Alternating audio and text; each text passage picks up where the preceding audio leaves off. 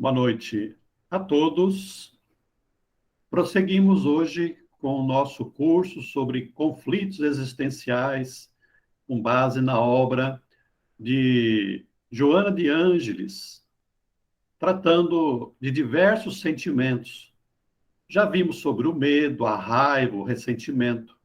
E hoje nós vamos ver um outro que é muito importante, que é a culpa. Aqueles que nós já vimos têm muito a ver com sentimentos que nós assimilamos, que nós desenvolvemos, em razão de situações que os outros praticam. Aqui na culpa é ao contrário, é um sentimento, uma atitude mental que nós desenvolvemos por uma ação da nossa parte. Então, a culpa é o resultado da raiva. Vejamos aí a raiva, né, que alguém sente contra si mesmo, voltado para dentro, pela percepção que fez algo de errado. Então, lá na raiva para fora, por causa dos outros, é que alguém fez alguma coisa que nos contrariou. Aqui é algo que nós fizemos e que também nos contrariou, que nós não gostamos, que nós achamos que é errado. É algo que está, que fica, que desenvolve-se dentro de nós por uma ação que nós fizemos.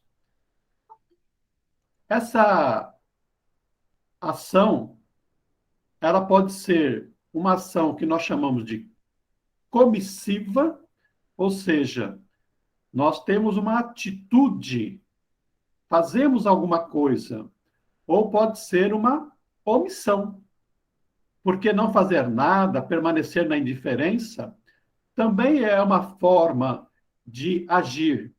Ou seja, eu opto por não fazer nada. É uma decisão, é uma escolha da nossa parte. Quando se trata de uma ação comissiva, né, ela pode ser intencional, ou seja, eu quis fazer aquilo, eu quis agir daquele jeito, eu quis agredir mesmo o outro, eu quis causar um prejuízo para o outro, por diversos motivos, né? Mas também pode ser por uma atitude culposa. Na legislação penal, no Código Penal, a culpa, crime culposo, ele pode ser por imperícia, por negligência ou por imprudência. Então, na nossa vida, seja pessoal ou seja profissional, nós podemos ter algumas condutas querendo ou não querendo, mas acabam resultando em algo negativo, um prejuízo, uma dor, um sofrimento que nós causamos ao nosso próximo. Muitas vezes, costumeiramente, o próximo bem próximo, que está na nossa família, no nosso círculo de amizade, no nosso local de trabalho, na nossa vizinhança. A omissão é quando nós deixamos de fazer alguma coisa e a nossa consciência depois vai ficar nos cobrando. Puxa, se eu tivesse feito aquilo, se eu não tivesse feito, né? Então, esses pensamentos, eles também nos causam culpa, nos causam arrependimento. Além dessas condutas sociais que nós temos, existem outras que estão relacionadas com as questões religiosas, morais. Muitas vezes são até socialmente e legalmente aceitas, mas que pela nossa maneira de encarar a vida, a nossa postura moral, muitas vezes exigente em excesso conosco mesmo, ou por uma religião castradora, nós ficamos nos culpando em relação à nossa conduta ou a nossa omissão, né? As religiões, muitas vezes, têm os dogmas, proíbem de fazer uma coisa, de fazer outra. Então, qualquer atitude que é contrária, que se opõe à nossa maneira de entender o correto na nossa vida, seja porque nós entendemos que seja assim, ou porque alguém nos disse que é assim, embora até não seja verdade, nós ficamos nos culpando por ter agido em descompasso com aquilo que a nossa moral aceita. E isso tem uma relação com a nossa conduta nesta vida, ou nós, que aceitamos a reencarnação, ou qualquer outra seita, filosofia ou religião que aceita a reencarnação, também vai admitir que culpas que nós carregamos hoje podem estar relacionadas com traumas, com fixações mentais decorrentes de atitudes que nós causamos, agimos, ou mal que nós causamos em vidas passadas. Então, vejamos como é bastante abrangente essa questão da culpa. E tem a ver muito com a nossa vida. Todos os dias, nós, muitas vezes, estamos passando aí por esses conflitos mentais, conflitos emocionais, conflitos morais. Juízo de culpa. Todos nós fazemos um juízo a respeito das coisas. Olhamos para uma situação e já fazemos uma avaliação. Isso é um juízo, né? É uma valoração, é uma análise, é uma reflexão sobre as coisas que estão acontecendo conosco e ao nosso redor. O juiz, quando vai apreciar um processo, ele está fazendo um juízo de culpa ou de não culpa de alguém, do réu, das partes, com relação a um conflito que foi estabelecido e que está ali para ele avaliar. Então, todos nós fazemos isso. Todos nós fazemos um juízo de culpa com relação às coisas.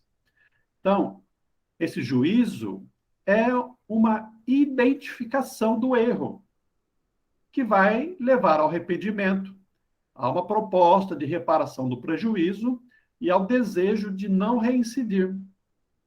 Então, vejamos que a culpa, ou o juízo de culpa, melhor dizendo, já é um avanço moral.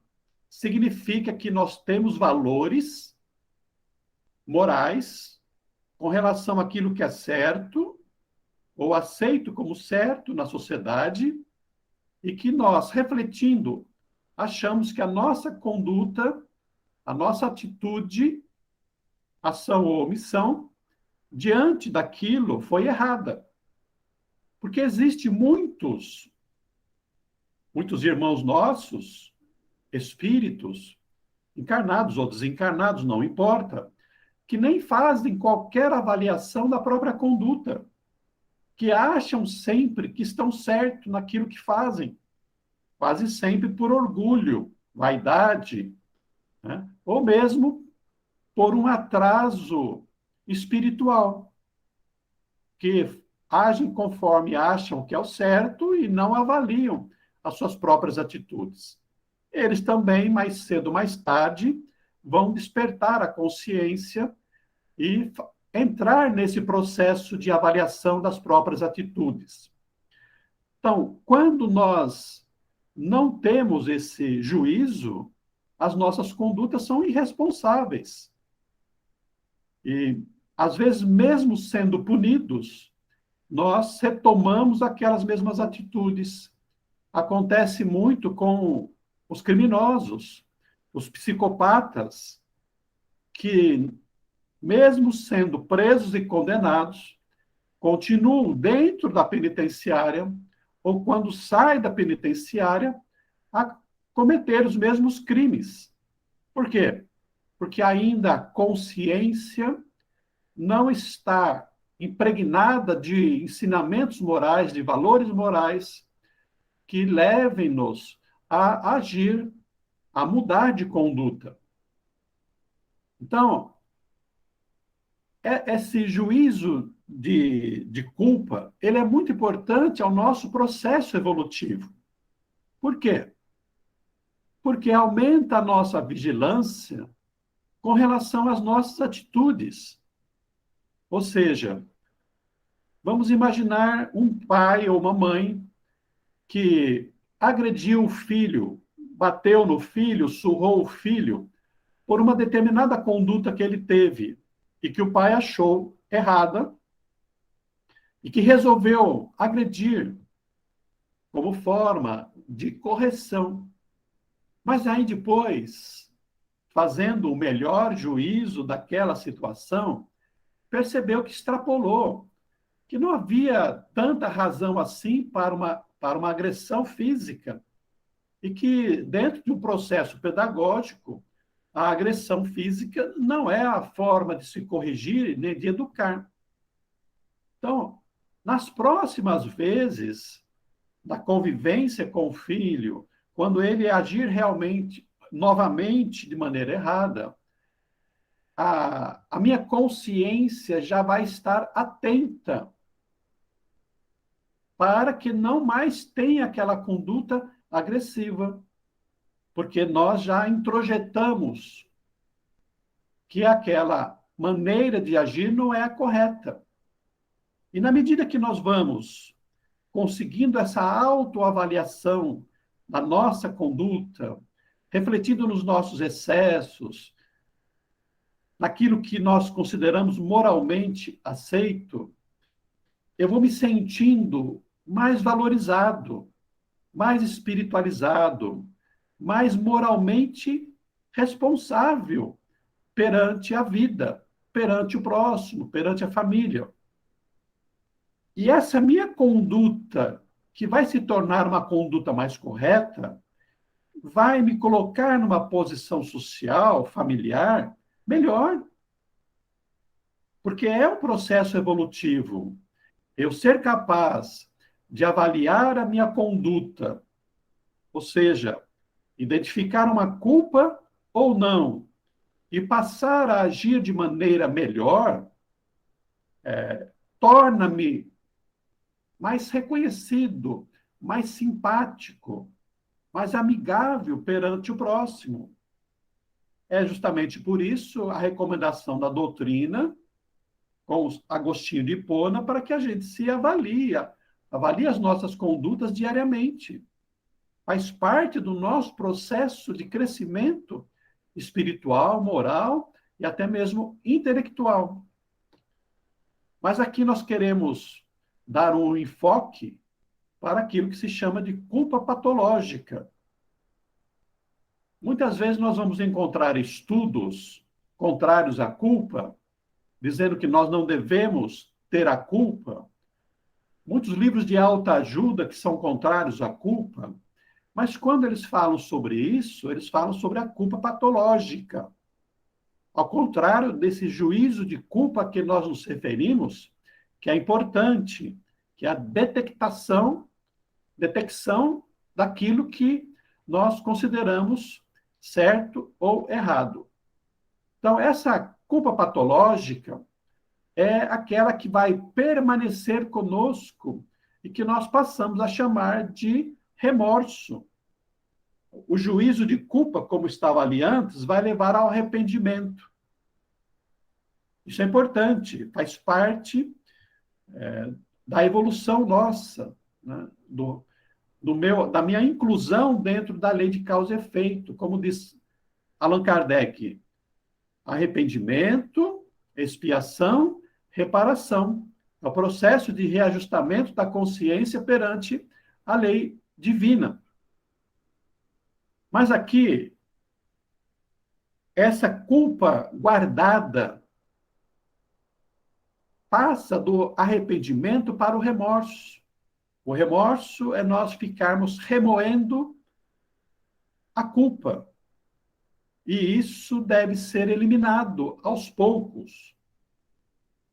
Então, a culpa guardada lá, né, nos arquivos do espírito, e que vai reaparecer facilmente quando de novos fatos que fazem lembrar os enganos do passado. É punitiva, castradora e perversa. O remorso não faz bem para ninguém, impede o nosso processo. Não adianta ficarmos nos castigando, remoendo os nossos enganos, nossos erros, porque a lei de Deus é a lei do amor, a lei do bem. Ele quer apenas que nós tenhamos pensamentos e atitudes para o bem, para o nosso crescimento espiritual. A lei divina quer o resgate do criminoso, a salvação do criminoso. Não quer o seu castigo, a sua punição, a morte do criminoso. Porque todos nós somos filhos de Deus. É desse remorso ou dessa culpa patológica que nós teremos que nos libertar para sermos mais felizes e prosseguirmos adiante, nos ajustando perante a lei divina. Quais são as causas da culpa? Consciência que se sente profundamente responsável pelos males causados a outrem. Então, é a essência. Eu, espírito, já desperto para valores morais, eu analiso a minha conduta, percebo que essa conduta causou mal a alguém, e então eu fico me culpando por aquilo. Às vezes, demoradamente, nesta vida e em vidas futuras. Culpa por falsa compreensão da natureza das coisas. Primeiro, os pais zelosos que se culpam pela morte de filhos, achando que não fizeram tudo o que podiam. É um exemplo muito comum. Quando morre um filho, quando morre um pai ou uma mãe que estava doente, né? Eu fico me analisando, puxa, mas eu podia ter cuidado mais do meu filho, me preocupado mais, orientado mais, ensinado mais. Filhos que muitas vezes se descambam para as drogas, para o crime. E os pais ali ficam, né, se culpando. Puxa, o que é que eu fiz de errado para que o meu filho se encaminhasse para essa situação? Ou então, sendo perceptivo, né? Achando algumas condutas que devia ter feito, ter tido, para que o filho não chegasse naquele desvio. Algumas vezes, a culpa é real. Por exemplo, um pai que foi indiferente, um pai omisso, um pai duro, cruel, e que depois que o filho se mata, que vai para o crime, vai para a cadeia, ele cai em si, né? Já num outro momento da vida, diferente daquele que era no começo, quando foi educar o filho. Mas não importa o momento, ou seja, qual for a situação em que nós percebemos os nossos enganos, sempre a nossa atitude deve ser uma atitude proativa, ou seja, para o bem. Se eu fui omisso, se eu fui agressivo, e agora não sou mais assim, agora é o momento de eu tentar resolver, consertar de alguma maneira. Se não for possível com o meu filho, com o meu ente querido, eu vou praticar o bem. E o bem que eu pratico, eu vou atenuando a minha consciência culpada. No meio espírita se conversa muito, por exemplo, sobre o aborto. E às vezes, mães que abortaram ficam ali, ouvindo a mensagem de valorização da vida, que nós temos que resguardar a vida de todos os jeitos. E aí surge a culpa. Mas sempre é possível nós prosseguirmos adiante reparando os nossos enganos. Se eu não posso devolver a vida àquele a quem eu tirei de alguma maneira, eu posso dar a vida a outros, posso cuidar de outras criaturas. Sempre é possível nós agirmos de maneira positiva para tranquilizarmos a nossa consciência. De maneira alguma vale nós ficarmos nos punindo, consciência ou fisicamente, por algo de errado que nós fizemos no passado. Os desvios nos convidam a voltar à estrada reta. É só isso que Deus quer. E Ele vai nos dar infinitas oportunidades para os nossos reajustes. Outra situação, pessoas que se culpam porque não morreram em acidentes e que pereceram familiares ou amigos. Muito comum isso. Está lá no veículo com amigos ou com familiares, bate o carro e morre. Os outros, e eu não. E num pensamento errado, é um engano da nossa parte, ficarmos ali nos martirizando porque não morreu junto. Eu devia ter morrido. Ou em guerras, né? Vai um pelotão, a gente assiste muito filme nesse sentido. O soldado, o único sobrevivente da batalha, todos os amigos, colegas morrem e ele sobrevive. E ele fica se culpando por aquilo, desiste de viver, porque acha que foi uma injustiça da vida, do destino, porque devia ter morrido junto. Então, são enganos da nossa compreensão e da falta de entendimento com relação à lei divina e o amor que Deus concede a todas as criaturas. Outra causa da culpa, a infância marcada por uma educação deficitária, por pais ou professores. E aqui, essa culpa, ela surge na mente infantil da criança, que ainda não consegue ter uma avaliação mais ampla da vida, da situação, e então aceita aquilo como uma ocorrência que tem a ver com algo que pertence a ele, mas que não é. Então, alguns exemplos. Filho que se acha culpado pela separação dos pais. Me engano. E às vezes são os pais que criam esse sentimento de culpa no filho. E que ficam colocando os filhos numa situação. Eu não me separei antes por causa dos filhos. E estou sofrendo aqui com você, naquelas brigas às claras, diante dos filhos. Né? A criança que se culpa por não corresponder à expectativa dos pais e dos professores.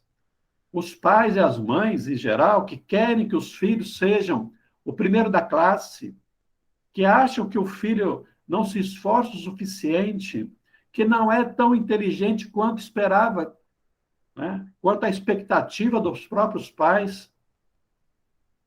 Então, eu não faço minha mãe feliz.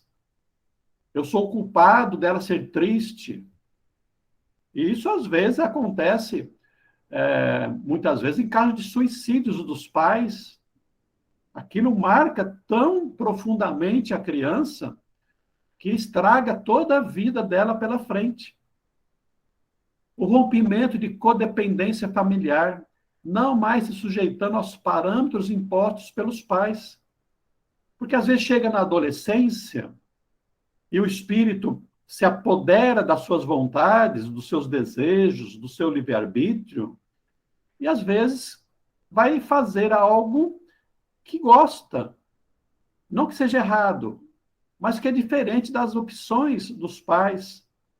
E, por um mecanismo lá da própria consciência, fica depois achando, puxa, eu devia ter feito a faculdade, mas eu não gostava, mas meu pai queria. E ele está infeliz porque eu fiz uma outra opção de vida. Casei com uma mulher que eles não queriam e vice-versa. E fica lá lá no fundinho, às vezes, achando que é o culpado, quando nós temos o direito de seguir as nossas próprias decisões, os nossos próprios desejos, até mesmo errando, para depois aprender. O nascimento da culpa. A culpa se instala lentamente na medida em que o espírito começa a identificar o engano cometido contra outras pessoas, avaliando suas condutas passadas e desejando autopunir-se. Dependendo da maturidade espiritual moral, a nossa culpa se instala quase que de pronto. Imaginemos aí quando a mãe dá um tapa no rosto da filha ou do filho. A filha começa a chorar, sai gritando, sai chorando, e aí você acorda para aquilo que você fez. E a culpa já brota ali. Mas em muitos casos, o surgimento da culpa vai depender de quanto nós vamos, aos poucos, avaliando, ao longo da nossa trajetória, da nossa vida, aquilo que nós fizemos. Acontece muito com relação os filhos para com os pais. Porque na medida que os filhos vão crescendo, se tornando adultos, se casam, têm filhos, aí surge, né, uma nova maneira de pensar a vida. E você fala assim, puxa vida, como eu era indiferente para com meu pai, como era cruel, como era desobediente. Né?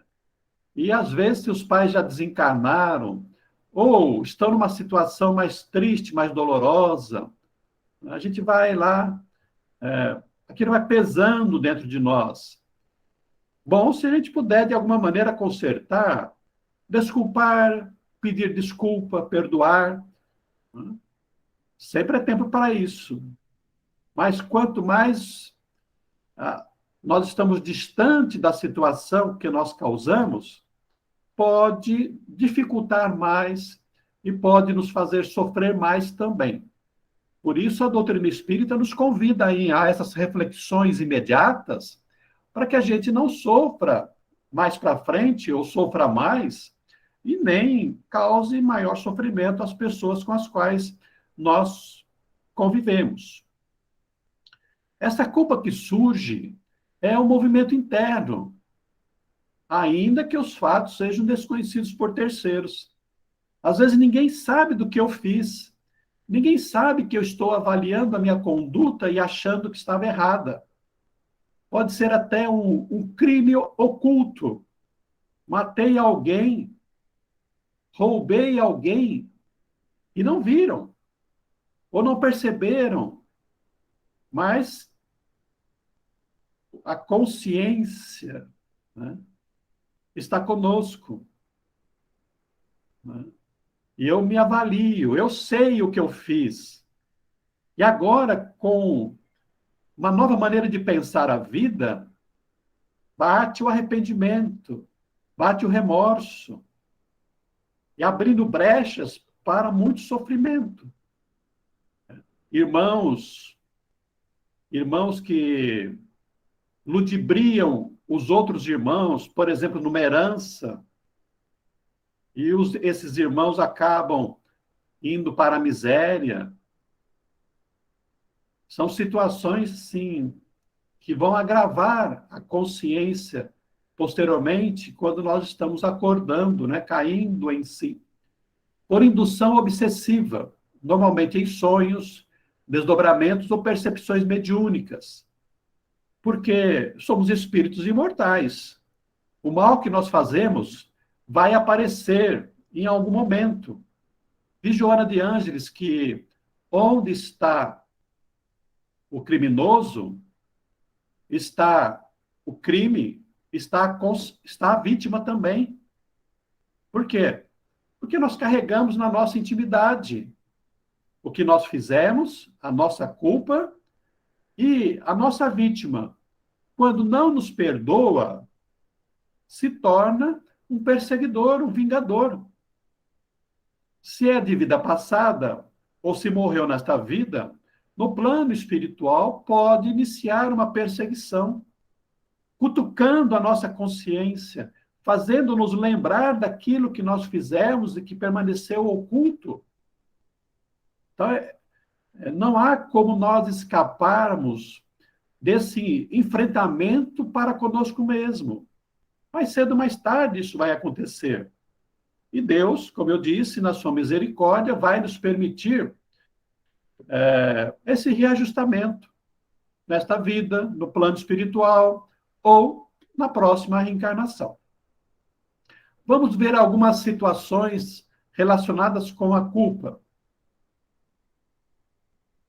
Possuem tendência para a culpa as pessoas carentes, inseguras, dependentes, com baixa autoestima ou perfeccionistas.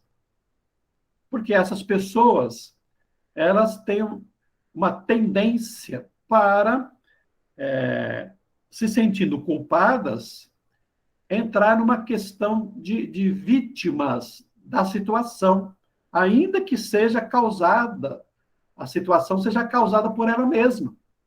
Então, são pessoas que estão com o ego frágil, com as emoções frágeis, e que não aceitam ter feito algo de errado. É orgulho. Normalmente é orgulho que está por trás. A consciência se culpa e se pune por aquilo que fez, quer se punir por aquilo que fez.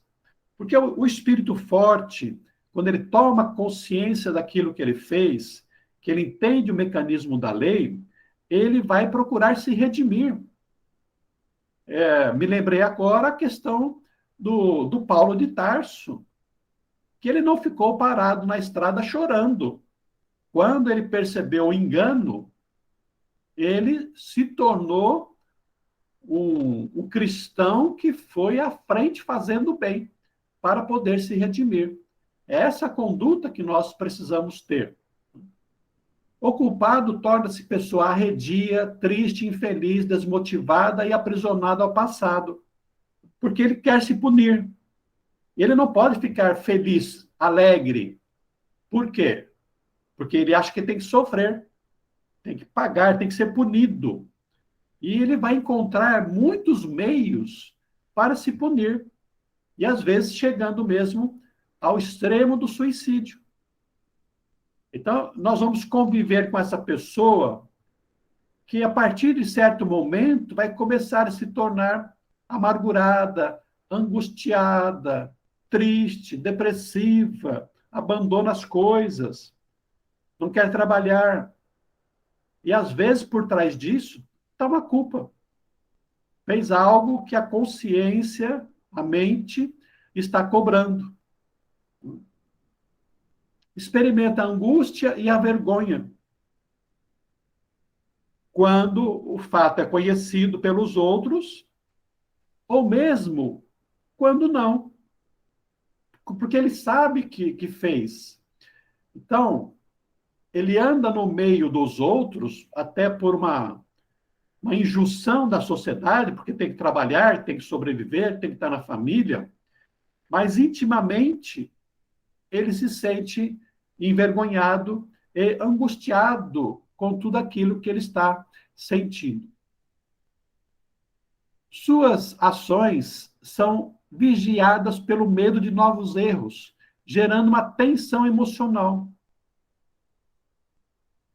Então, a minha relação com o outro, vamos imaginar alguém que carrega culpa pela agressividade, porque matou, porque agrediu. A vigilância que eu passo a exercer na minha vida, nas minhas atitudes, a partir de então, me coloca num estado de alerta decorrente da adrenalina que o corpo vai produzir. Eu fico me vigiando, porque quando eu estou numa situação de contrariedade, de conflito, eu estarei ali me controlando para não agir da mesma maneira de antes, da qual eu me culpo. Então, esse estado de alerta permanente começa a me fazer mal. E nós vamos ver mais para frente que podemos até adoecer. Então, para isso, vai ajudar, nós vamos ver a religião, terapia e muitas condutas positivas. Rejeita convites com desculpas descabidas, preferindo isolar-se, que é uma forma de evitar eu ter uma atitude relacionada com aquilo que eu fiz. Então, como eu sei que eu não tenho forças ainda para evitar aquela atitude, eu vou me retrair. Com relação, por exemplo, à agressão, aos vícios, eu vou me retraindo, me isolando, com medo de cair novamente naquela situação. E aí, às vezes, dada a minha insegurança, eu vou tentar me apoiar em alguém. Vou criar, assim, essa dependência, né? Alguém que se mostre uma liderança, um bom caminho, um familiar com o qual eu possa me apegar, um amigo. É uma maneira de eu estar me protegendo. Por isso, muitas vezes, a pessoa se apegar ao padre, né, ao profissional, a um psicólogo. Tem pessoas que passam a vida inteira dependentes de um psicólogo, de um psiquiatra, que é aquela bengala que ele está precisando ainda para poder continuar vivendo. Na culpa trazida na inconsciência, a forte impregnação emocional dela decorrente se expressa na forma de lembranças não conscientes, parcial ou totalmente, que se apresentam no comportamento ou nos sonhos, determinando conflitos psicológicos. A pessoa impõe-se sofrimentos e privações anormais e aparentemente desnecessários. Por exemplo, alguém que tem uma fortuna ou tem dinheiro suficiente, mas que não gasta de maneira alguma. Por quê? Porque pode ser alguém que na vida passada roubou de outro e hoje sente que não pode, não tem o direito de usar de dinheiro que, embora nesta vida tenha sido conquistado por ele, mas que inconscientemente ele faz ligação com o roubo perpetrado em outras vidas. Há um relato espiritual nesse sentido, e que os filhos dessa pessoa foram as vítimas de vida passada. E ele, então, inconscientemente, ele guardou toda a fortuna que ele conquistou para deixar aos filhos e aos netos, por causa do crime cometido em vidas passadas. Então, ele era aparentemente um usurário, apegado ao dinheiro, mas não. Era a inconsciência dizendo: você não pode usar esse dinheiro porque é o dinheiro dos filhos de hoje, mas das vítimas de reencarnações passadas. É uma forma de nós estarmos vivenciando hoje uma culpa causada em vidas passadas. Procura autopunir-se como forma de libertação da consciência, gerando inconscientemente doenças, martirizando-se de propósito ou suicidando-se. Consta que Freud iniciou a psicanálise, a psiquiatria, estudando o caso de uma moça que era uma paciente de um companheiro que tinha o braço definhando. E ele estudando, analisando, fazendo lá a anamnese, descobriu que ela teve um conflito com o pai e ela levantou a mão para agredir o pai, embora tenha se retraído. Mas ficou ali aquele desejo, aquela força, os fluidos, o pensamento impregnou o braço e depois a culpa dela foi fazendo com que o braço começasse a definhar. Então, nós estamos somatizando a nossa culpa, né, causando doenças e outras situações negativas e dolorosas, né? Em pessoas agressivas, a culpa pode induzir a comportamentos doentios e atitudes criminosas, quando a agressão contra outrem é uma forma de atrair a agressão punitiva contra si mesmo. Imaginemos aí, algumas pessoas que procuram agredir policiais, procuram agredir pessoas mais fortes, mas lá por dentro o que elas querem? Elas querem que seja agredida pelo outro. Eu assisti um filme recentemente em que o homem, cheio de culpa, ele passou a participar de lutas. Havia lá um ringue que as pessoas, os homens lutavam, e ele entrou lá com o propósito de apanhar, de ser agredido, que era uma forma dele estar se punindo por uma conduta que ele havia tido. Terapia. O antídoto para a culpa é o auto-perdão, que é uma decorrência da lei de Deus. Amar ao próximo como a si mesmo, e a Deus sobre todas as coisas. Amar a si mesmo pressupõe o auto-perdão. Não é aquele auto-perdão para dar paz à consciência, né? Liberar a consciência simplesmente do que fez. Ah, eu agi assim porque o outro, né, deu motivo para isso. Ah, eu sou assim mesmo. Não é nesse sentido. É do auto-perdão consciente, é do amor a si mesmo. Para isso ajuda a compreensão de que nós somos fracos, de que nós somos imperfeitos, como todo mundo. Eu erro, mas os outros também erram. Os outros erram, eu também erro. Faz parte do nosso processo evolutivo. Ter consciência de que nós somos espíritos imperfeitos que estamos no processo de crescimento. Com isso, né, afastar a vergonha, cabeça erguida. Errei, não quero errar mais, vamos adiante. Não importa se os outros vão ficar me culpando, porque eu estou consciente do meu processo evolutivo. E nisso, ter a coragem de pedir perdão a quem eu ofendi. Faz parte do conjunto de providências para acertar tudo.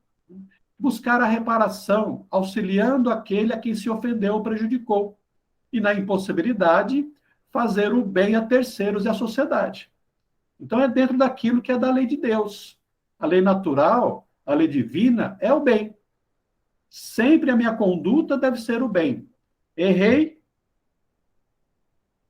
aceito que errei, mas daqui para frente quero fazer o bem.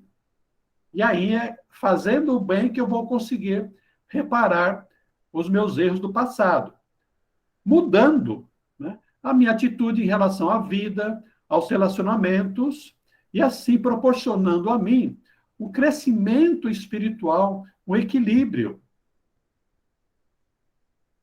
Desenvolver a capacidade de entendimento das leis divinas e da psicologia humana, para discernir melhor o certo e o errado, o bem e o mal.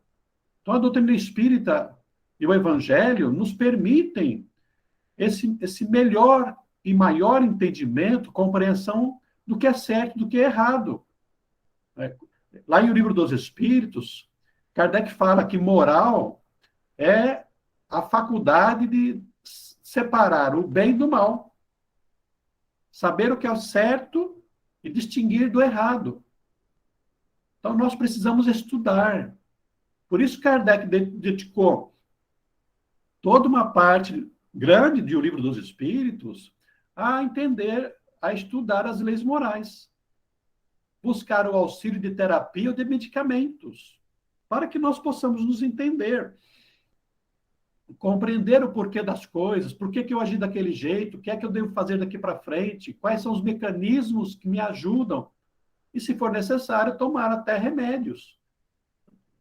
E, acima de tudo, ter uma vivência religiosa, uma vivência cristã, uma vivência para o bem. E isso vai me ajudar bastante a eu aceitar as minhas condições, aceitar o que eu fiz e me propor ao crescimento em busca de ser uma pessoa melhor, uma pessoa integral e que procura se aproximar cada vez mais da lei divina.